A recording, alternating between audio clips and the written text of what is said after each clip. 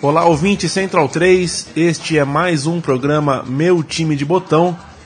Você ouviu aí no começo o hino em forma de samba, um hino bem diferente do convencional. Este é o hino do Mojimirim, clube da cidade que tem o mesmo nome, que fica no interior norte de São Paulo. E teve o seu auge nos anos 92 e 93, quando um técnico que não tinha nenhuma experiência teve a chance de ser técnico. Ele era o preparador físico do time, assumiu e colocou o time com 3 zagueiros, colocou o time para se movimentar bastante no ataque e montou o que foi o chamado, e é chamado até hoje, de Carrossel Caipira, em alusão ao time da Holanda de 74, que também tinha uma maneira parecida de jogar e que marcou história. O time jogava bonito. No ataque tinha Rivaldo, Valber e Leto, que era um trio que posteriormente foi vendido para o Corinthians e que, olha, jogava muito bem junto mesmo, era um time muito entrosado.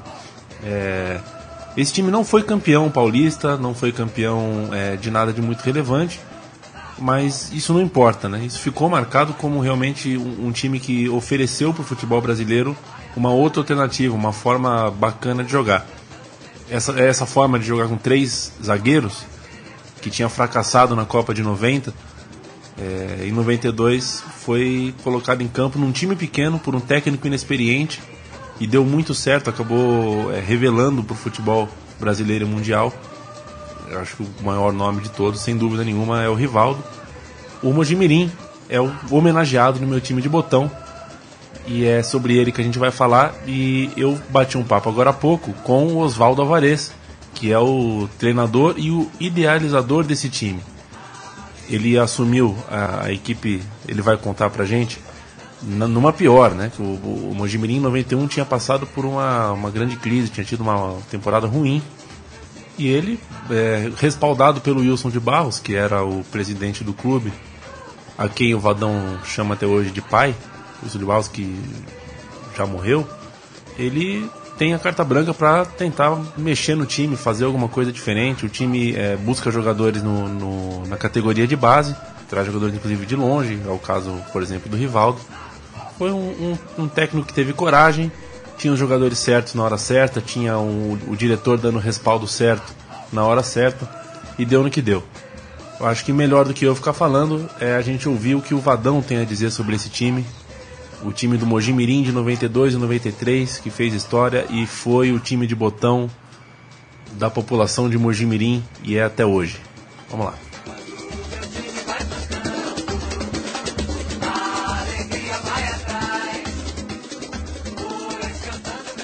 Olá, Vadão, tudo bem com você? Tudo bem, Leandro? Um grande abraço a todos aí. Como é que tá a coisa aí no Recife?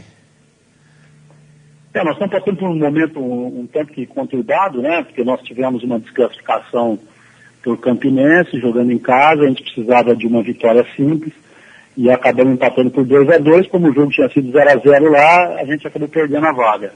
Embora a equipe não tenha perdido nenhum jogo até agora, foram 8 jogos invictos, mas a desclassificação criou, obviamente, um transtorno para a gente, porque a esperança do torcedor do esporte era realmente passar e almejar o título da Copa Nordeste.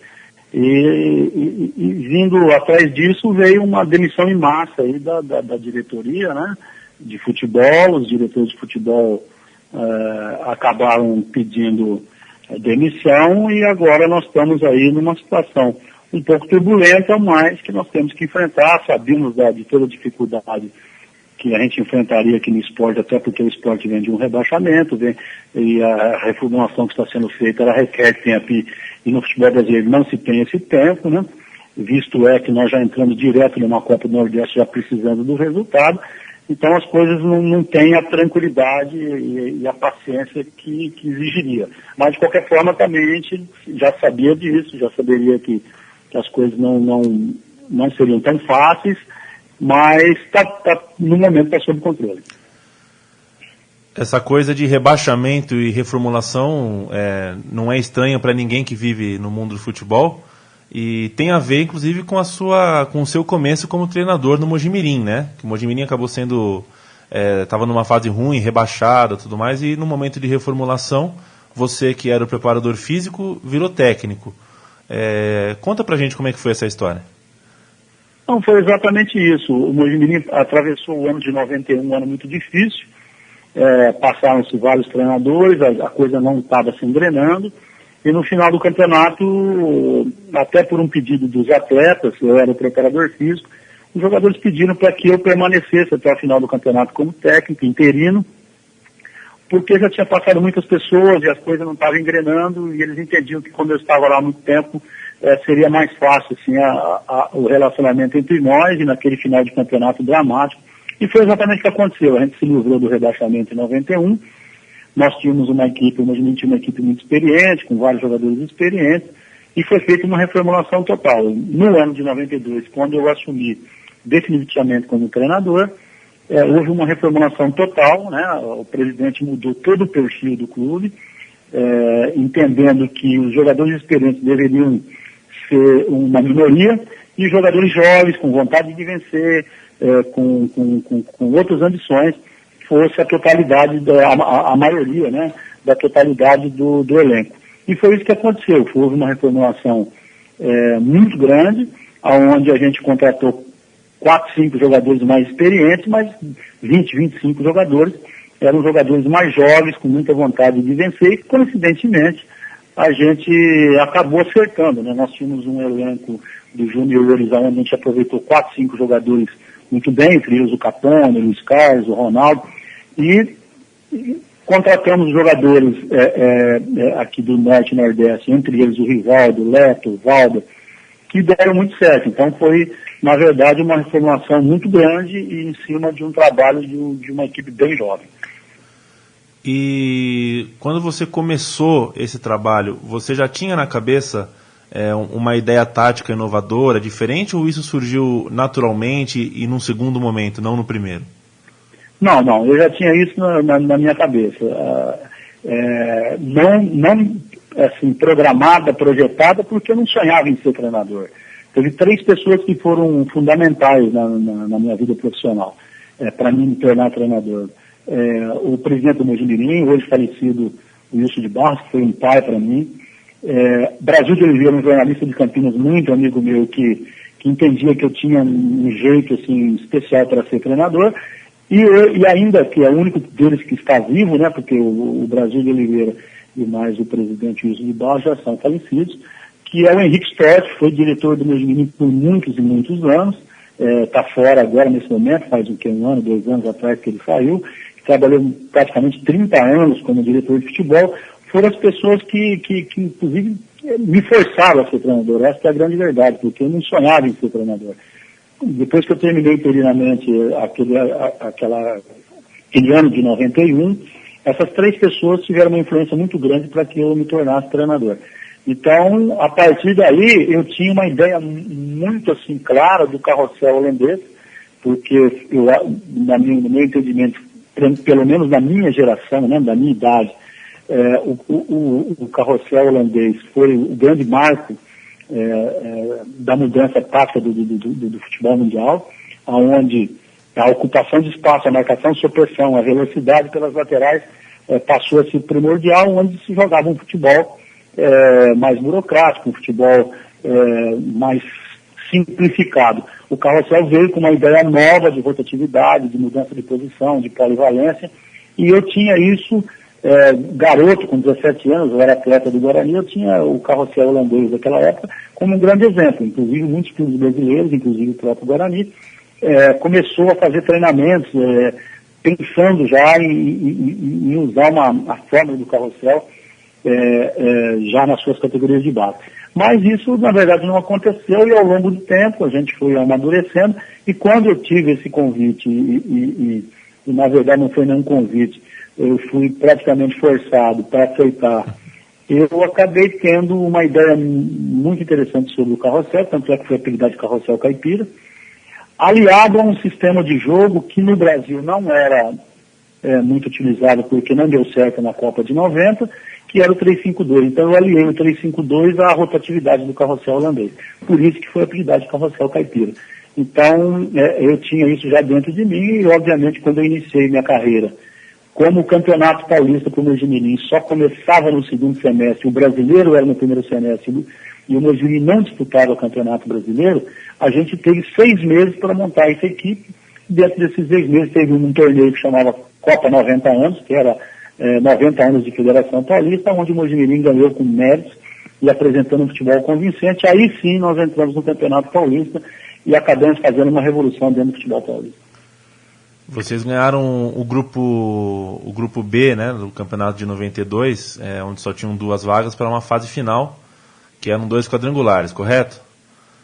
Exatamente, porque quando nós nos livramos do rebaixamento em 91, a federação aumentou o número de clubes e foi dividido em 2 grupos, né? O grupo A, que seria as equipes mais fortes, mas fazia parte da primeira divisão. E um grupo B, como você disse, que eram equipes menores, mas entre elas estava a Ponte Preta, que inclusive foi o vice-campeão, que era o Vanderlei Luxemburgo, era o treinador, e eu acabei sendo campeão pelo Mojimirim nessa série. Aí sim, Ponte Preta e Mojimirim participaram do octogonal, né, que é dividido em 2 quadrangulares para disputar a final do Paulistão.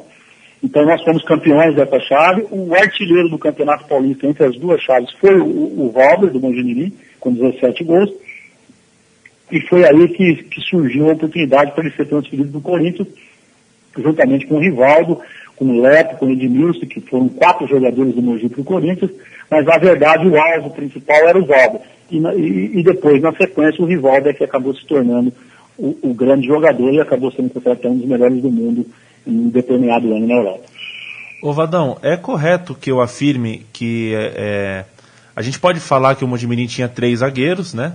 Mas chamar de 3-5-2 pode ser um pouco impreciso, até pela movimentação, sendo que era bem claro que a gente tinha 3 zagueiros, mas às vezes eram 3 atacantes, às vezes eram 6 meias.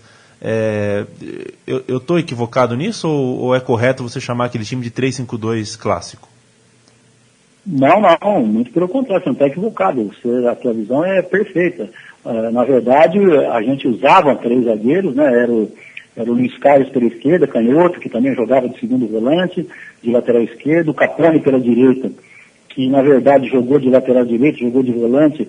Então eram 2 jogadores que saíram muito bem para o jogo, principalmente pelas laterais, e o zagueiro considerado líbero, né, o zagueiro que sobrava e que a gente só pode chamar de líbero quando ele ataca, né? Porque muitas vezes as pessoas fazem uma confusão Exato. Entre o líbero e o homem da sobra. O homem da sobra é aquele zagueiro que fica no 3-5-2, no sistema de 3 zagueiros, ali só sobrando, só fazendo coberturas. O líbero não, é aquele que faz as coberturas e que depois, com a posse de bola, ele se apresenta para o jogo e ataca e se projeta no meio campo para frente. Então nós tínhamos, na verdade, a figura do líbero. Por isso que o Mojimirim confundia os adversários naquela época onde isso era pouco usado. Então nós surpreendemos exatamente por isso. Então nós tínhamos 3 zagueiros, os 3 zagueiros saíam para o jogo, dependendo da situação, saiu da esquerda, ficavam os outros 2, saiu da direita ou saiu o próprio líbero, que era o Marcão, que não era um jogador muito técnico, mas tinha uma força descomunal, e o Hildo, que era um zagueiro gaúcho, muito alto, muito forte, que tinha uma facilidade incrível também para se projetar quando necessário. Então nós tínhamos uma equipe que, embora tivesse um posicionamento de 3 zagueiros, de 3-5-2, mas quando estava com a bola, todo mundo se projetava com uma facilidade incrível, e isso se deu até por uma grande coincidência, porque é muito difícil você montar uma equipe que tenha uma liga tão forte e tenha tantos jogadores versáteis dentro da própria equipe, onde eles trocavam de posição com facilidade. E depois disso eu tentei várias vezes, em vários lugares, eu fui campeão no São Paulo jogando com 3 zagueiros, no Rio São Paulo, eu fui campeão brasileiro da Série C em 95, jogando pelo 15 de Piracicaba com 3 zagueiros, mas a gente nunca conseguiu fazer o time ter tanta rotatividade como era o Carrossel Caipira, que além dos resultados que trouxe, ele tinha uma plasticidade muito bonita, era um jogo bonito de se ver. Então eu mesmo, sendo idealista daquilo tudo, eu passei muito tempo na minha carreira, usei na Ponte Preta 3 zagueiros, no momento em que nós ficamos muito tempo na primeira divisão, liderando o grupo de elite, e mesmo assim a gente não conseguia fazer aquele time jogar tão bonito, com tanta eficiência, com tanta marcação, com tanto resultado, da forma que nós conseguimos no Mojimirim. Do trio de ataque mais premiado, né, dos nomes que mais se falavam, que era Valber, Rivaldo e Leto, pro teu jeito de jogar, para a forma como aquele time atuava, qual era o desfalque mais sentido? Era difícil falar, porque um completava o outro, né? Porque, na verdade, o Valber era o grande cérebro da equipe, né? Ele era o cara mais inteligente, o cara que... Tanto é que ele foi artilheiro, ele não era o atacante, ele era o meio, e ele foi o artilheiro do Campeonato Paulista, não é que foi artilheiro do Mojimirim. Ele foi artilheiro do Campeonato Paulista, com 17 gols, e isso aí tá registrado. E aí vem o interesse do Corinthians. O Rivaldo, que era o centroavante nato, grande, alto, jogador de bola aérea, canhoto, com ótima velocidade pelo tamanho que ele tem, e ele acabou se tornando meia. Por quê? Porque ele também era muito versátil. Hoje ele joga de meia, com 40 anos de idade, está jogando no São Caetano como meia, e jogou como meia, inclusive na seleção brasileira, e inclusive quando ele foi considerado o melhor jogador do mundo. Então, e o Leto era o cara da velocidade, era o cara que dava toda aquela movimentação, abria espaço, caía para a direita, caía para a esquerda, era o jogador da beirada, que a gente diz hoje, né? Então, na verdade, qual que era o grande desfalque? Qualquer um deles que desfalcava, tirava um pouquinho dos dois que sobravam, né? Então, na verdade, ele foi um conjunto onde funcionou muito bem, porque, na verdade, o Leto não era o titular da equipe no começo do ano, quando a gente iniciou o trabalho, era o Sandro Gaúcho, que era um atacante de área mesmo, e fazia a dupla com o Rivaldo, porque o Rivaldo tinha facilidade para sair da área, para cair também pelas beiradas. Mas o Leto, na sequência, acabou tendo uma oportunidade, num acidente que aconteceu com o Sandro ter machucado o olho. O Leto entrou e mostrou que, com o Leto, o ataque ficou muito mais eficiente, embora o Sandro Gaúcho fosse um grande goleador. Então, é muito difícil, assim, para mim, hoje, eu falar assim, não, se não jogasse o Valber, o time perdia. Não, todos os três, qualquer um deles que faltasse, parece que cortava um membro dos outros dois. Aí, Vadão, chegou o ano de 93, o carrossel foi mantido, mas no Campeonato Paulista o gosto ficou amargo, né? A eliminação para o Rio Branco, empatado em pontos, acabou aparecendo menos do que a campanha de 92, porque não chegou na fase final. Mas você acha que o time de 93 era ainda melhor que o de 92? Era aperfeiçoado ou não? Olha, eu não diria que foi uma grande injustiça, porque na verdade futebol, a gente não pode falar nesses termos de injustiça. Mas foi um grande desastre, porque o Mojimirim, em 93, ele estava muito amadurecido para ir para a fase final. Coisa que não houve em 92. Em 92 nós fizemos uma campanha maravilhosa, entramos no octogonal, que foi dividido em 2 quadrangulares, mas o Mojimirim estava encantando todo mundo, estava naquela fase de jogadores muito jovens. Eu também era o treinador mais jovem do Campeonato Paulista, quer dizer, todo mundo naquela empolgação, nós não tínhamos a maturidade suficiente, né, para poder falar, não, nós já podemos chegar mais longe. Então, tudo que nós fizemos já estava bom, né? Isso no inconsciente da gente, no inconsciente da cidade, a cidade vibrando, ninguém se importou se a gente foi no quadrangular final, a gente conseguiu êxito ou não. Por quê? Porque o trabalho foi tão bonito, foi tão envolvente, e que a própria imprensa, né, respeitou muito isso. E a gente, na verdade, não estava devidamente preparado no primeiro ano para ir para uma fase final. Agora, no segundo ano, não. Nós de Palmeiras, que o Palmeiras foi o campeão com o Luxemburgo, nós de Palmeiras fomos as únicas 2 equipes que tiveram apenas 5 derrotas no campeonato. E a gente foi desclassificado no último segundo de jogo em Americana, quando o Rio Branco fez um gol, já nos acréscimos contra o Guarani, que até criou uma polêmica, dizendo que aquilo tinha sido proposital, que todo mundo quis boicotar o Mojimirim, que na verdade não foi nada disso. Mas surgiu até isso, porque nós estávamos classificados, a torcida vibrando, nós tínhamos empatado com o Corinthians em casa, 2-2, e aquele resultado nos dava a classificação. De repente, acabou o nosso jogo, até o Nelson é o treinador, o Nelson é um cara que eu tenho uma grande amizade, fui preparador físico dele, ele veio ao meu encontro, me cumprimentou, falou, parabéns pela classificação, aquela festa no estádio, e aí aos 48 do segundo tempo, em Americana, surge um gol que nos tirou. Foi uma frustração enorme, os jogadores todos, sem exceção, todos chorando muito no vestiário. o presidente emocionado, todos nós muito chocados.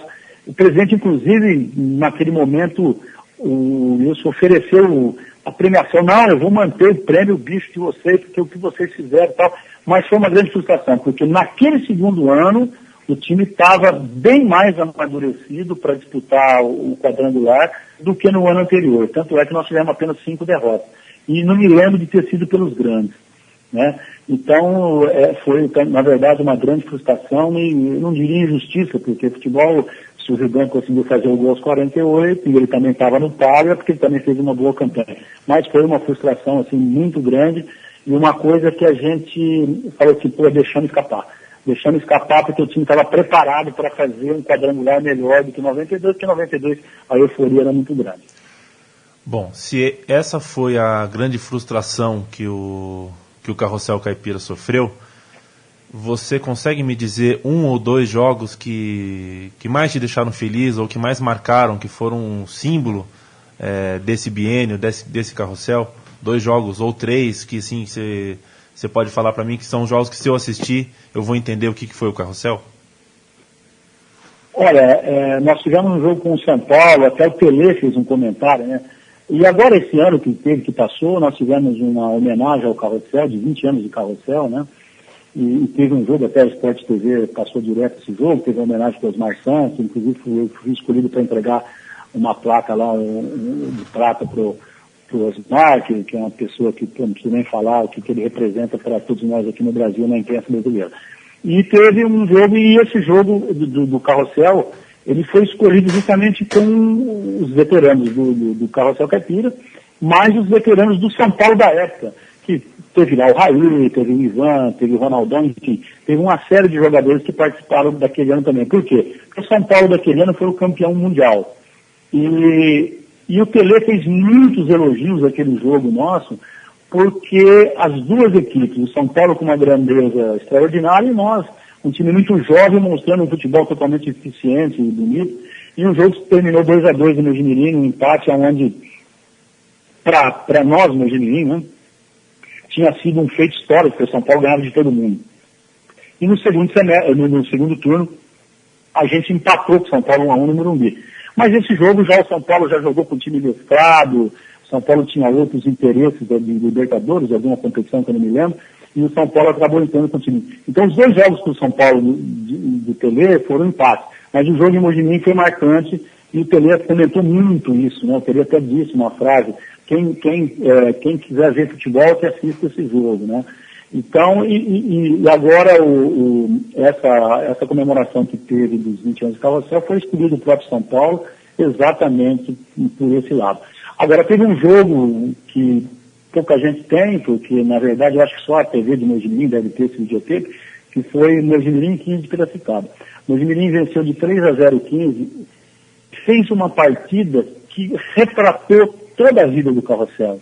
Uma partida perfeita, onde os jogadores do 15, isso segundo o depoimento dos jogadores do Mogi, né, pediam para o Mojimirim parar de correr, parar de se movimentar, porque eles iam tomar uma goleada histórica. E foi 3-0 numa partida assim extremamente soberana do Mojimirim, inesquecível para mim, treinador, porque tudo aquilo que a gente idealizou naquele jogo representou 90 minutos daquele jogo.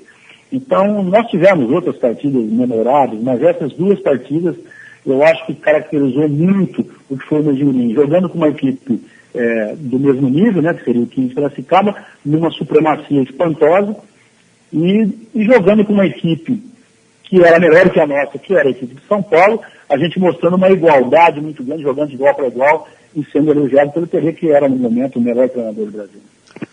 A sua saída do Mogi foi amigável, Vadão?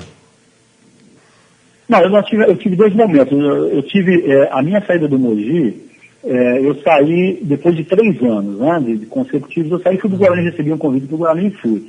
Aí depois que eu saí do Guarani, fui acho que para o 15 de Piracicaba, para alguns clubes do interior, e retornei ao Mojimirim. E fiquei mais de 1 ano e meio. Né? E na minha segunda saída, realmente eu tive um pequeno desentendimento na minha última saída. Mas isso aí tudo foi superado, não foi nada de extraordinário. E depois Eu só não voltei a trabalhar no Mojimirim por circunstância. O Wilson é uma pessoa que foi um pai para mim, a amizade que eu tenho com a família, até hoje com a família, né, mesmo ele tendo falecido, com os filhos, enfim. Então, na verdade, eu tive um pequeno desentendimento na segunda passagem, sim. Eu acabei saindo, pedindo demissão, tal, mas isso foi uma coisa, assim, de momento, tal, e que não influenciou em nada no nosso relacionamento, em nada, apenas um descontentamento profissional que faz parte da vida nossa. Não manchou a história, né? Não, de maneira nenhuma. Tanto é que você está muito bem informado, porque pouca gente sabe disso, a não ser as pessoas de Mogi. E, Vadão, para a gente fechar, passaram-se 10 anos desse time do Mojimirim, você conseguiu, também com 3 zagueiros, na maior parte do tempo, montar um grande time no Paraná, com o Atlético, campeão. Passaram-se mais 10 anos e você, com um time sem estrelas, conseguiu montar também com o Guarani uma equipe que foi vice-campeã paulista, e onde isso era improvável pelo elenco que você tinha em mãos. É possível você montar um paralelo entre esses 3 momentos, que são 3 gerações diferentes, né? Uma geração 90, outra geração 2000, a outra essa geração agora de 2010. Não, são 3 momentos totalmente diferentes. Porque, veja bem, lá no Mojimirim de 92, a gente realmente foi o 3-5-2 puro, com a presença do líder e tal.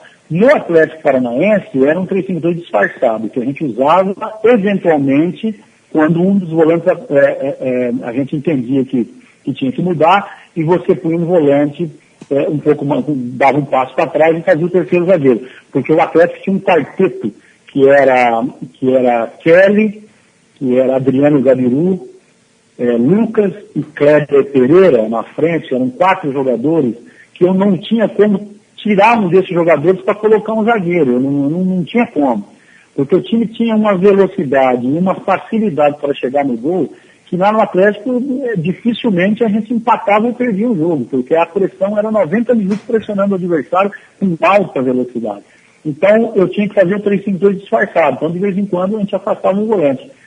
Nós tivemos o próprio Goiano, que jogava aquela experiente, o Marcão, que hoje é gerente de futebol da Ponte Preta, nós tivemos o Cocito. Então, nós tivemos alguns jogadores que, estrategicamente, a gente afastava para fazer o 3-5-2. Mas a gente variava para o 4-4-2. No Guarani deste ano que passou, que a gente foi vice-campeão, a gente também usava o disfarce. A gente jogava, na verdade, com 3 atacantes, né? A gente jogava com o Fabinho aberto na esquerda, o garoto que foi do Botafogo do Rio, o Bruno Mendes, ou o Ronaldo, que começou jogando, e o Fumagalli como um falso atacante, ajudando o meio campo ali, organizando a jogada. Então a gente jogava no campo. E aí sim, o Elton Monteiro, ou o Fábio Bahia, que hoje está comigo aqui no Sport Recife, eles, às vezes, quando necessário, também provocavam a situação de 3 zagueiros. Então a diferença foi exatamente isso, que nesses 2 outros clubes que eu trabalhei, no Atlético e no Guarani, a gente fazia o 3-5-2 eventualmente. Quando necessário, dentro do campo, a gente usava um jogador para marcar como um zagueiro e transformava o nosso 4-3-3 no caso do Guarani e no 4-4-2 no caso do Atlético em 3-5-2. Mas isso aí a gente fazia durante os jogos, durante a partida, e pouca gente, às vezes, tem a gente até que não percebia isso. Então foram momentos assim, bem diferentes em relação àquele time de 20 anos atrás. Você ainda tem alguma coisa em Mojimirim? Costuma visitar a cidade? Ou não? Não, ainda tenho. O meu filho, até pouco tempo morou lá, eu tenho um apartamento em Mojimirim. Que legal. Eu comprei ali, que inclusive dá para ver o jogo e tal. E eu tenho um apartamento até hoje lá. Tenho boas amizades lá. Vou muito pouco lá, porque a minha filha mora em Campinas, que também é jornalista. O meu filho, que trabalha numa empresa em Campinas, também mudou com a família para Campinas. E eu também, que morava em Mojimirim, morei 25 anos em Mojimirim, também estou morando em Campinas. A gente acabou se transferindo, todo mundo, que a família toda foi para lá. E eu também não tinha por que ficar em Mojimirim, sendo que meus filhos, meus netos estão todos em Campinas. Então eu tenho ido muito pouco, na verdade. Mas tenho um contato muito forte com o Henrique Stork até hoje, o diretor. que foi uma pessoa que me ajudou demais, então a gente se fala frequentemente pelo telefone. Não tenho com frequência falado com os filhos do Wilson, com a esposa e tal, mas no próprio jogo desse do Carrossel, da Noite Carrossel, os 2 filhos dele foram lá, me procuraram, a gente tem ainda um relacionamento, embora meio distante, mas o carinho que eu tenho pelo Mojimirim, foi meu primeiro clube, foi minha primeira oportunidade, pelo presidente que foi, na verdade, um pai, ele na verdade cuidou da minha família, né? Ele me ajudou a cuidar da minha família, porque minha família, quando eu fui para o Mojimirim, a minha família estava em Monte Azul, na minha terra, e a minha mulher trabalhava, a gente vivendo uma vida muito difícil, eu tendo meu salário, ela tendo dela, para que a gente tivesse aí uma situação melhor financeira, né? Que a gente casou com muita dificuldade, e ele provocou uma situação que eu tinha que levar a minha família para Mojimirim. E eu falei, eu não posso, porque minha mulher trabalha na prefeitura, assistente social, tem a profissão dela, e eu preciso desse salário. E ele conseguiu, na prefeitura, naquela oportunidade, arrumar um outro salário para mim, para que eu levasse a família. O prefeito, como as coisas vinham correndo muito bem, o prefeito concordou na oportunidade, então eu tinha, na verdade, 2 salários para compensar o que ela ganhava lá em Mogi, para que a gente pudesse ter uma vida tranquila assim, lutando, mas sabendo que a gente podia dar uma condição para os nossos filhos. Então, eu jamais vou esquecer isso aí, independente do presidente, do Wilson estar vivo ou não, porque foi uma coisa muito forte. E ele levava, durante muitos e muitos anos, eu trabalhei 11 anos no Mogi. Desses 11 anos, sempre, todos os domingos, quando eu estava concentrado, ele pegava a minha família, levava para almoçar na casa dele. Então são coisas que eu jamais vou esquecer. Legal, Vadão. Eu queria agradecer pelo papo e desejar boa sorte para você aí no esporte. Eu tenho certeza que a torcida do esporte merece a elite, assim como a elite precisa de cabeças arejadas de treinadores como você. Tomara que dê tudo certo aí. E, bom, quem sabe um novo Carrossel apareça aí nos próximos anos. O futebol agradeceria. Não, eu te agradeço também a oportunidade e parabéns, porque você está muito bem informado de tudo que aconteceu com o Carrossel, com a própria minha carreira. Então, parabéns mesmo pela entrevista, porque às vezes é difícil o repórter ter tanto conhecimento e tanto subsídio como você teve. Mais uma vez, parabéns. Tá aí, esse foi o nosso papo com o Vadão, treinador que segue no Sport Recife, pronto para subir para a primeira divisão. Essa entrevista foi gravada 2 semanas atrás. A gente deseja sorte para ele, que ele encontre no Sport Recife o respaldo que ele encontrou no Mojimirim. E a gente volta na semana que vem com mais uma homenagem, lembrando de mais um desses grandes times que não podem ser esquecidos. Campeões ou não, foram times que deram alegria e deram uma nova alternativa para quem gosta de futebol. Não só dos times grandes, mas do futebol como um todo. Aquilo que eu vou me habituar a dizer sempre: apoie o time da sua cidade antes que algum empresário ou alguém que não sinta o futebol como o povo sente faça isso por você. Nunca deixe de apoiar o seu time e o time da sua cidade. A gente volta na semana que vem. Um grande abraço. Tchau, tchau.